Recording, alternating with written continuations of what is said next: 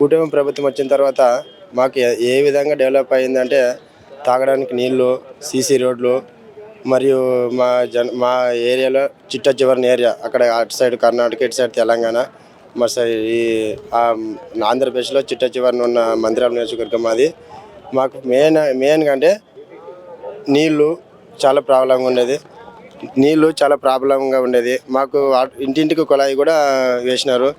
CC రోడ్లు అనేది దాదాపు కంటే మా నియోజకవర్గం ఎమ్మెల్యే బాలనాగిరెడ్డి 15 సంవత్సరాలు ఆయనే ఉన్నాడు, కానీ ఏ సీసీ రోడ్లు అనేది మాకు డెవలప్మెంట్ అనేది జరగలేదు.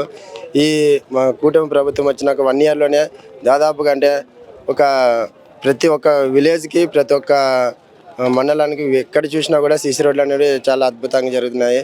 మళ్ళీ అలాగే తాగునీటి సదుపాయం అంటే ఎంత అద్భుతంగా వేసినారంటే ప్రతి ఒక్క నాయకుడు ఇంటింటికి, ప్రతి ఒక్క కష్టపడిన కార్యకర్తలు ఎవరికైనా కూడా వాటర్ అనేది ప్రాబ్లం లేకుండా చాలా అద్భుతంగా చేసినారు.